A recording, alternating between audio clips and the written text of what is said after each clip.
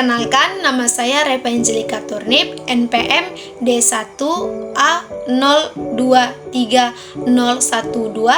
Saya dari Prodi Kesejahteraan Sosial, Fakultas Ilmu Sosial dan Ilmu Politik. Dosen pengampu Dr. Nurmanza, SPD, MPD. Nah, di sini saya akan menjelaskan materi pertemuan pertama sampai pertemuan ketujuh mata kuliah Bahasa Indonesia. Mari teman-teman simak videonya. Pertemuan pertama membahas tentang hakikat dan perkembangan bahasa Indonesia. Hakikat bahasa Indonesia.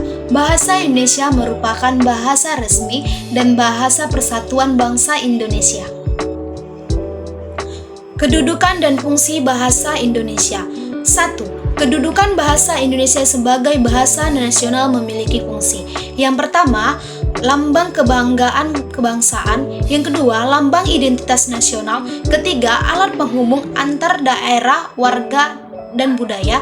Yang keempat, alat pengembangan kebudayaan dan ilmu pengetahuan dan teknologi. 2. Kedudukan bahasa Indonesia sebagai bahasa negara memiliki fungsi di antara lain: 1. Bahasa resmi kenegaraan. 2. Bahasa pengantar dalam pendidikan. 3. Alat penghubung pada tingkat nasional. 4. Alat pengembangan kebudayaan, pengetahuan, dan ilmu teknologi. Undang-Undang Dasar Negara Republik Indonesia tahun 1945, bab ke-15, pasal ke-36 yang berbunyi, bahasa negara ialah bahasa Indonesia.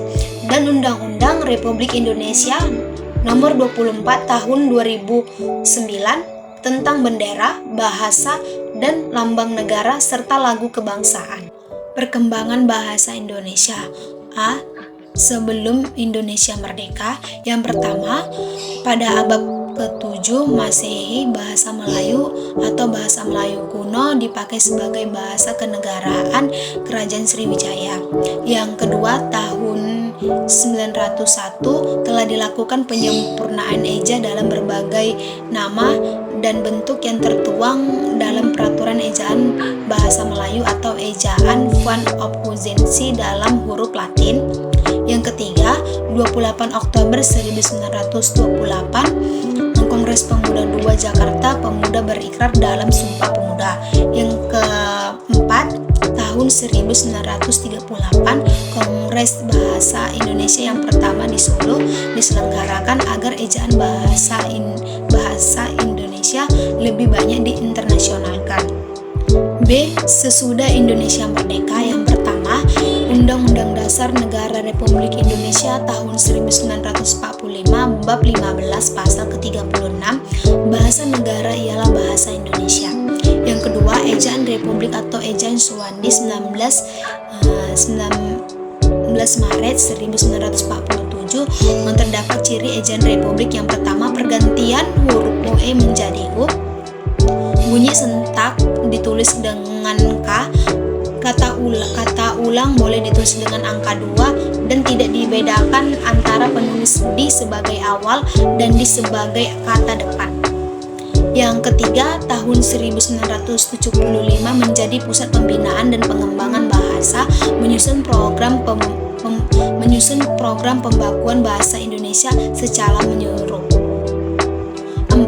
Tahun 1988, Pedoman Umum Ejaan yang disempurnakan atau PUEYD edisi kedua diterbitkan berdasarkan keputusan Menteri Pendidikan dan Kebudayaan Republik Indonesia nomor 0543A/1987 pada tanggal 9 September 1987. Yang kelima, Permendikbud Republik Indonesia nomor 50 tahun 2015 tentang Pedoman Umum Ejaan Bahasa Indonesia. 6. Pada tahun 2016 berdasarkan keputusan Menteri Pendidikan dan Kebudayaan Dr. Anies Baswedan, Pedoman Umum Ejaan Bahasa Indonesia yang disempurnakan atau PUEYD diganti dengan nama Pedoman Umum Ejaan Bahasa Indonesia atau PUEBI. 7. Tahun 2021 berdasarkan keputusan Kepala Badan Pengembangan dan Pembinaan Bahasa Kementerian Pendidikan, Kebudayaan Kebudayaan Riset dan Teknologi Republik Indonesia nomor 0321-BS.00.00/2021 tentang Pedoman Umum Ejaan Bahasa Indonesia atau PUEBI berkaitan aturan pemakaian huruf, penulisan kata, pemakaian tanda baca, dan penulisan unsur serapan.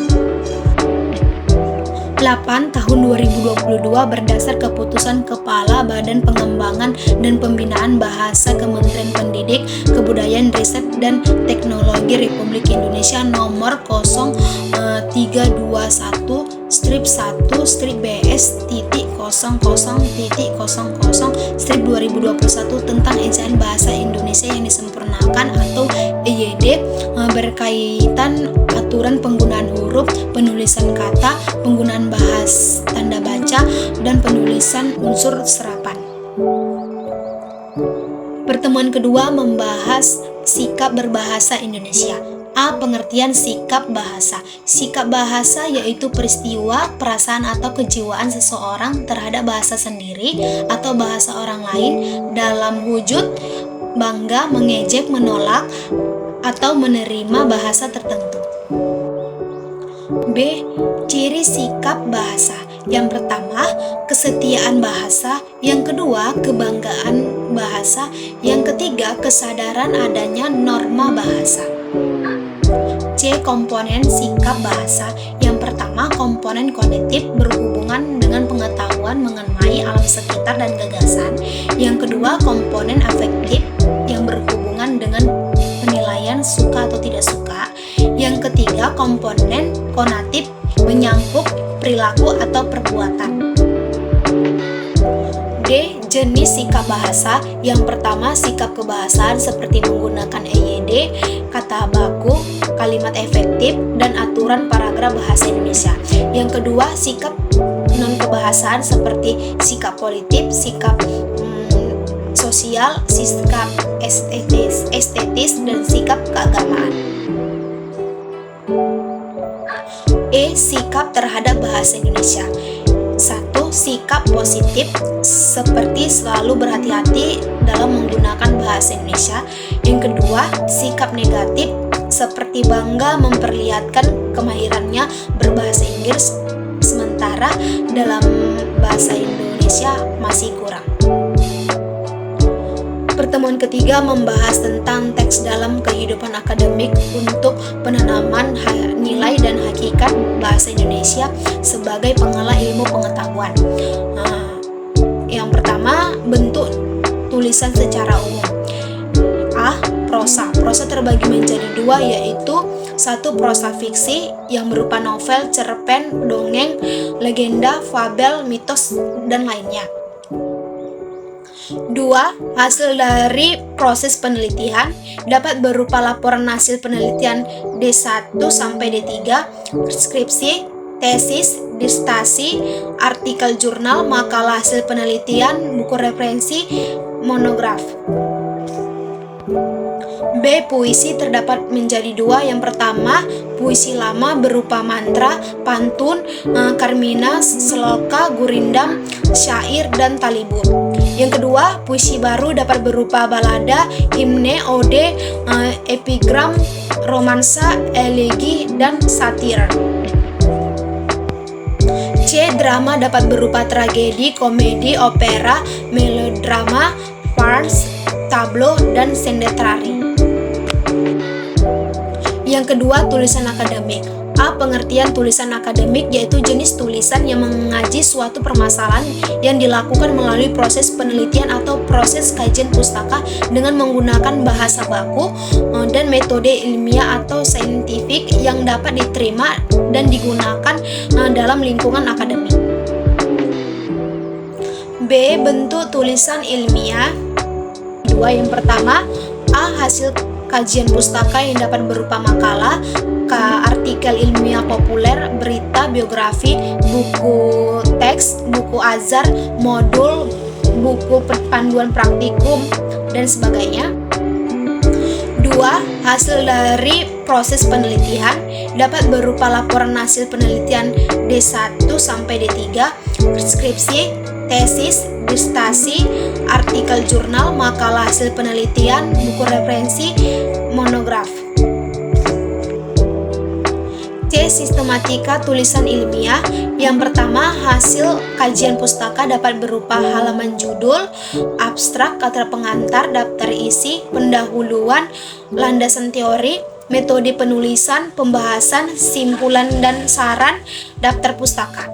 Yang kedua, hasil dari proses penelitian dapat berupa halaman judul, abstrak, kata pengantar, daftar isi, pendahuluan, landasan teori, metode penelitian, hasil penelitian, pembahasan, simpulan, saran, dan daftar pustaka.